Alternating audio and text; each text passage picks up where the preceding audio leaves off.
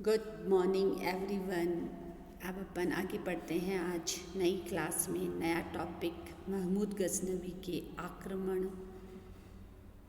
के समय महमूद गजनवी के भारत पर आक्रमण के क्या कारण थे, क्या लक्षण थे जिनकी वजह से उसने भारत पर आक्रमण किया।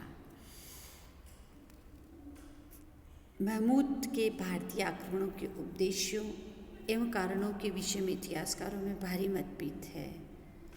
कुछ तो धर्म को लेकर, कुछ संपत्ति को लेकर और कुछ प्रसिद्धि को लेकर। जो भी कारण रहे हो, लेकिन महमूद गजनवी ने भारत पर इन्हीं उद्देश्यों के लिए या इन्हीं लक्षणों को लेकर आक्रमण किया था। फर्स्ट पॉइंट है धर्म संपदा की प्राप्ति। महमूद का गजनी राज्य एक पर्वतीय क्षेत्र था जहाँ के निवासी काफ़ी निर्धन थे। महमूद अपने राज्य को समृद्धशाली बनाना चाहता था, शासन को सुसंगठित करना चाहता था, राज्य का विस्तार और पड़ोसी राज्यों के आक्रमणों से सुरक्षित बनाना चाहता था। इन सब के लिए अपार धन की आवश्यकता थी और ये धन भारत से मिल सकता था। बचपन से ही महमूद व्यापारियों तथा यात्रियों से भारत की अतुल धन संपदा के बारे में सुनता था और जब उसे तत्कालीन भारत की राजनीतिक स्थिति की सही जानकारी मिली तो उसने भारतीय धन संपदा को हथियाने का निश्चय कर लिया। कई इतिहासकार कहते हैं कि महमूद धन का लालची पहले था और धार्मिक व्यक्ति बाद में था। इसी तरह से कुछ कहते हैं कि महमूद बगदाद के खलीफा के विरुद्ध भी युद्ध कर सकता था अगर उसे ये पता चल जाता कि उसके पास में अपार धन संपदा होनी है या उसे प्राप्त होने की आशा है तो वह उसे भी युद्ध कर लेता। इस प्रकार से कह सकते हैं कि महमूद गजनवी धन का कितना लालची था। दूसरा टॉपिक है हाथियों को प्राप्त करने की लालसा।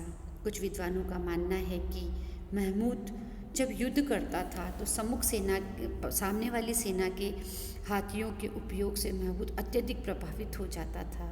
उसने अपने मध्य एशियाई शत्रु राज्यों को परास्त करने की दृष्टि से अपनी सेना में हाथियों की सेना रखने का निश्चय किया और हाथियों को प्राप्त करने के लिए वह प्रति वर्ष भारत पर आक्रमण करने लगा।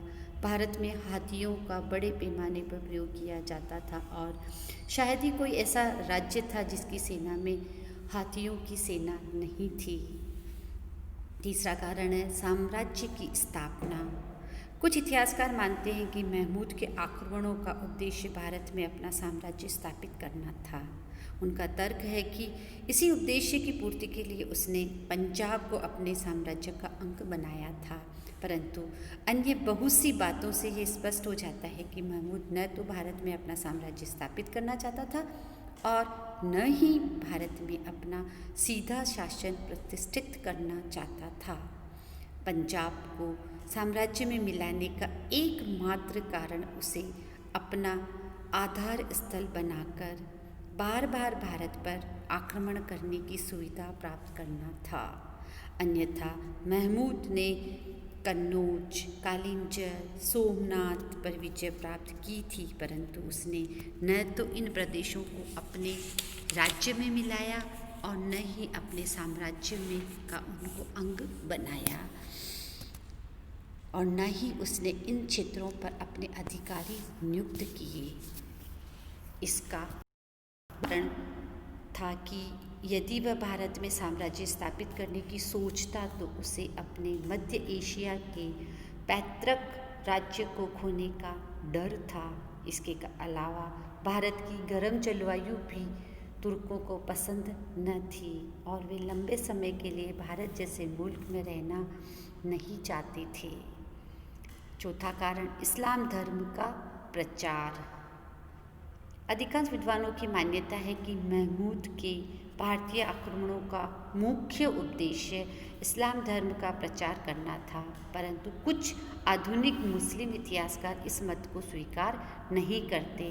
पहले मत के समर्थकों का तर्क है कि खलीफा द्वारा प्रदत्त सम्मान ने उसकी धार्मिक भावनाओं को अवश्य प्रोत्साहित किया होगा और वह स्वयं भी इस्लाम का प्रचारक एवं रक्षक समझने लग गया था।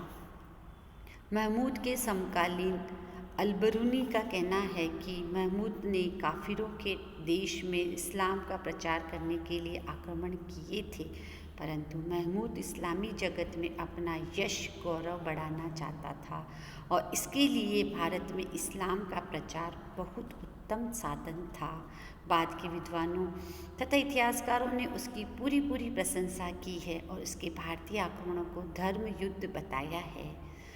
इससे स्पष्ट हो जाता है कि उसका उद्देश्य धर्म प्रचार था, किंतु दूसरे मत की व्याख्या करते हुए इतिहासकार कहते हैं कि महमूद एक धर्मार्थ प्रचारक की अपेक्षा एक विजेता अधिक था। यह कहना है कि उसने इस्लाम धर्म फैलाने के लिए भारत पर बार बार आक्रमण किए इतिहास की दृष्टि से गलत है और मनोवैज्ञानिक दृष्टि से असत्य है। कुछ इतिहासकार कहते हैं कि महमूद ने भारत पर आक्रमण धार्मिक उपदेशों को लेकर नहीं अपितु लूट के लालच से किए थे। महमूद की विजयों के पीछे इस्लाम धर्म के प्रचारक भी गए थे और उनके प्रभाव से कुछ हिंदुओं ने इस्लाम धर्म स्वीकार कर लिया था। कुछ इतिहासकार ये मानते हैं, परंतु महमूद का उद्देश्य केवल विजय और धन प्राप्त करना था। एक तर्क यह भी दिया जाता है कि इस्लाम के प्रचार की बात तो धर्मार्थ तुर्कों को अपनी सेना में भर्ती करने का प्रचार मात्र था। ये सभी कारण उसके लिए उत्तरदायी थे यहाँ भारत पर आक्रमण करने के लिए। संक्षिप्त में हम इतना ही कह सकते हैं कि महमूद के भारतीय आक्रमणों का वास्तविक उद्देश्य चाहे जो भी रहा हो, इस सत्य को झुठलाया नहीं जा सकता कि भारत ने धन प्राप्ति के साथ साथ काफिरों का अहम और इस्लाम का प्रचार करने की भावना का मूल कारण इस्लाम जगत में मान सम्मान प्राप्त करना था। हिंदू देवी देवताओं की मूर्तियों को तोड़ते फोड़ने के कारण ही वह अपने आप को मूर्ति भंजक कहता था। यह उसके धार्मिक पक्ष को उजागर कर देता है। धन्यवाद बच्चों।